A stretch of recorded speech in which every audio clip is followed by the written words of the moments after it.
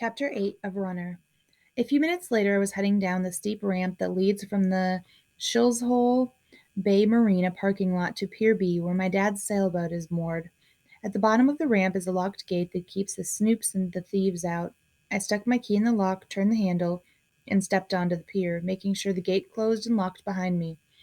Then I walked past a couple dozen sailboats until I reached the Tiny Dancer. I was home. When kids hear that I live on a boat, they picture a floating mansion outlined with strings of white Christmas lights like the one in the old movie Sleepless in Seattle. They think I sit on the deck under an umbrella while waves gently lap up against the sides, foghorns sound in the distance, and exotic seabirds fly overhead. But I don't live on any floating mansion. The Tiny Dancer is an old, weather-beaten 30-foot sailboat. The paint is blistered and peeling. Barnacles and seaweed cling fore and aft.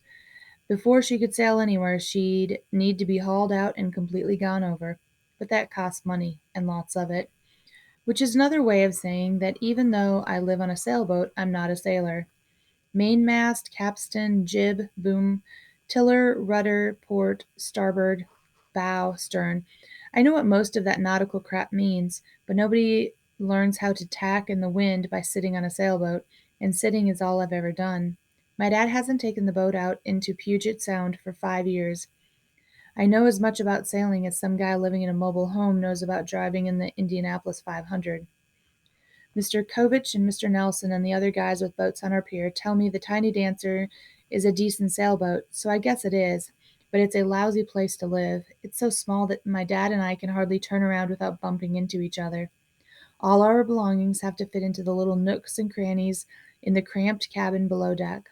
The gallery has a tiny oven, a tiny sink, and a couple of tiny shelves for food. The refrigerator isn't really a refrigerator, it's an ice box about the size of an old stereo speaker. The table in the gallery barely holds 2 plates and 2 glasses. In the main part of the cabin are 2 side benches. Above them are small storage areas and then a pair of narrow rectangular windows. I sleep up front in the V berth. My dad sleeps aft. When I first slept on the boat, I sat up quickly in the mornings a couple times, cracking my head pretty good. Since then, I've always remembered to crawl in and crawl out. We're moored at slip 45, which puts us about halfway down the pier.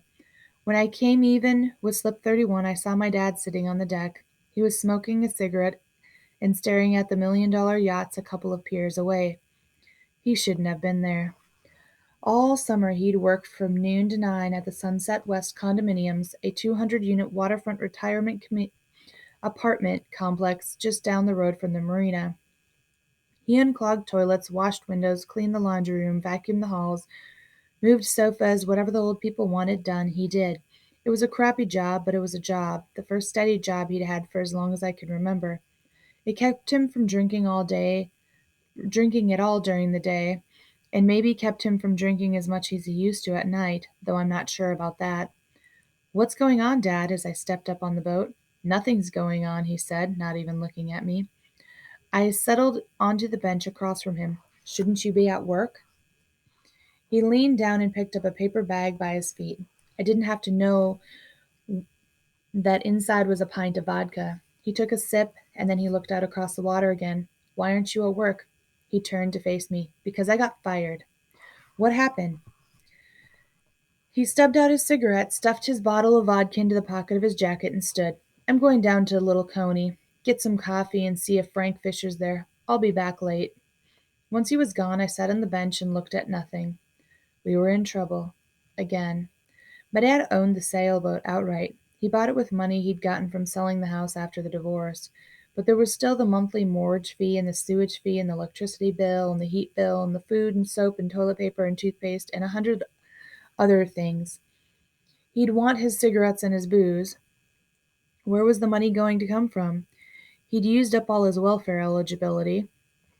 I had made some money washing pots on weekends at Ray's restaurant, but I already gave my dad most of what I earned to pay for food. The money I kept I used to buy my clothes and my shoes and stuff I needed for school, like notebooks and paper. But even if I gave him every single penny I earned, it wouldn't be enough to pay the bills. It wouldn't even be close. I looked out at the water. 4 ducks were swimming in the oily gunk between Pier B and Pier C. How